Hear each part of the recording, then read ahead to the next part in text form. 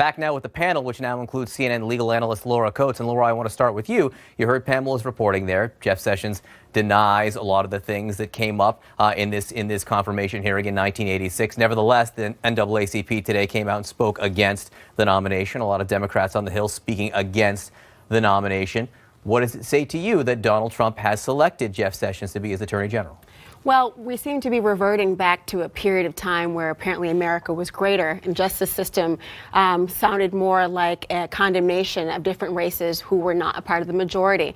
And as a proud member and alum of the Civil Rights Division of the Department of Justice, one of the things I look at this and I say, the DOJ has had a very difficult time, even with two successive African-American attorneys general, dealing with the backlash from the community who believe that the Justice Department is not serving their interests with respect to police shootings, excessive force, voting rights interests, et cetera.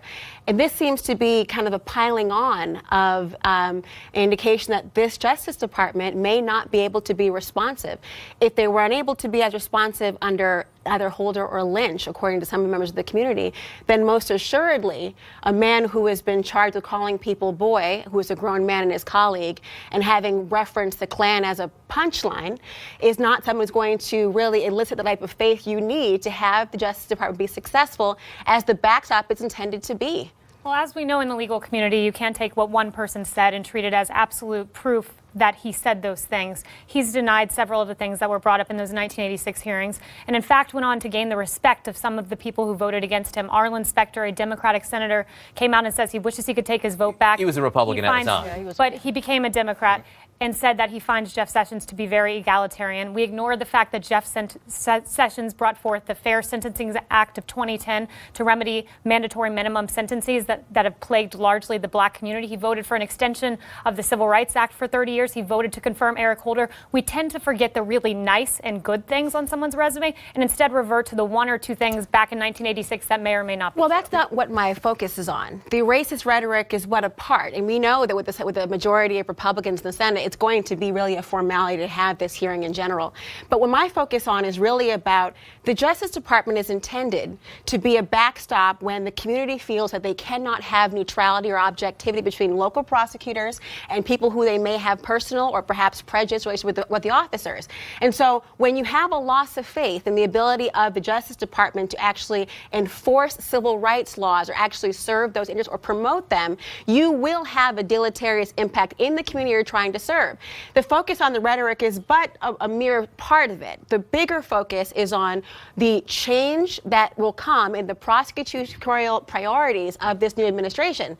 And that's going to change drastically. Many would suggest we've lost faith in the Justice Department as a Phil, just quick, one second, Carl. Just on one point that Laura was making right there. He's going to be confirmed. Right. I mean, there's absolutely no sense that he will not be confirmed. Republicans are unanimous, as far as I can tell, in the support. Right. Democrats, Joe Manchin, albeit, a conservative Democrat, stood up in support of Jeff Sessions today. Is there any sign that this won't be smooth sailing for him in the Senate? I mean, smooth sailing and getting confirmed are two different things. I mean, I think that the point that was just being made is about how the community is responding, how a community that is already nervous about the concept of President Trump, how that nervousness will translate into Democratic leaders, which I think will very much be the case. We're going to hear a lot of this stuff over the course of the coming weeks. You're absolutely right that he's almost certainly going to get confirmed unless something else egregious and, fairly remarkable comes out. But I mean, I think it's worth noting that the Donald Trump is going to be the president of the United States. He has an opportunity with these picks to send a message to the people who didn't support him about how he's going to lead the country. And that is, I think, the concern. And yeah, it doesn't detract from the things that he has done as senator, but it doesn't help make Donald Trump seem more palatable to the people who didn't support him. Carl? That's the sadness here. The Department of Justice, great attorneys general like Robert Kennedy, the reason we have civil rights in this country and they have been enforced is because of great attorneys general. Jeff Sessions is not someone who has made his mark by becoming a great advocate for civil rights in this country. That's the sadness of this. Look, there have been people who were in the Ku Klux Klan and senators from Alabama, namely Hugo Black, who became a great liberal Supreme Court justice and was confirmed by the Senate after he had been a member of the Ku Klux Klan. I don't think we're going to see I would love it if Jeff Sessions becomes a great advocate for civil rights for all Americans, but but he's going to win in the confirmation hearing. But you can't look at this appointment separate from the other 4 names we've been talking about and what that signal is to all Americans of where Donald Trump is going. And they are, quite frankly, poking in the eye. And Matt, what about the signal? Because you're 5 for 5 on white men here, first of all. I mean, you have 5 names, they're all white men. What signal does that send?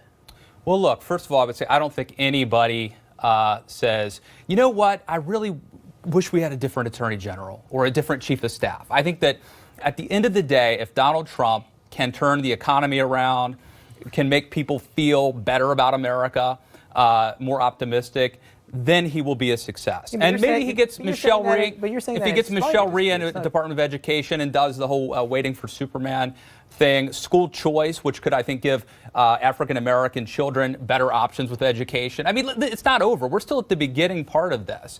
But would I like to see more diversity early on in these picks? Absolutely. Karine? Look, he's sending a strong signal, right? He had the opportunity to bring the country together. There's always been this myth about 2 Donald Trumps. Well, you know what? We can finally dispel this myth. There is one Donald Trump. It's the same Donald Trump that we saw in the campaign, and we have to believe what his actions, right? His words are not what we should be listening to. It's actually his actions. And what he's done is, instead of, like I said, trying to bring the country together, he's rewarding and putting a high premium on loyalty. Wait, how right? does this pick? Why do you how- always interrupt? I thought you were. I'm sorry. I thought you had actually completed. I let you Did go. you think she was done, or Let me Karine, finish. finish. Oh Go my ahead. gosh, jeez. But please, Wow. I thought there was like a Stop. pause. Just A stop. Just stop. Thank you. And secondly, the other thing is he is creating this credo where his administration is going to be basically a white nationalism. That's what he's creating by picking these majority of his picks, having this racial insensitive background. Well, Matt? I mean, is there a break here? Where Go I ahead, could jump in? Go ahead, Matt. I don't understand how the guy who's picked to be the head of the Defense Intelligence Agency somehow is not bringing America together, or even impacts in any way. Well, but Matt, I This is think, ridiculous. but Matt, but There's we're an talking about answer Michael to that. Flynn. Michael Flynn Okay. says that Islam's a political ideology. It's Do you that hides think behind that religion. anybody Hang in on. America cares who Michael Flynn is, and that sends a signal But that's or a a different message thing. to That- America? that's a different Little thing. kids are quivering today That's a different about thing. Mike but Flynn it's being like the picked. ones who turn 18 in time to reflective service would quiver Exactly. if there is a notion that the head or former head of the DIA has this very divisive and harmful rhetoric for a If he global can stop a religion. terrorist attack, Well, then I'll I be really happy. wish But that here's- too that some of my colleagues on the left would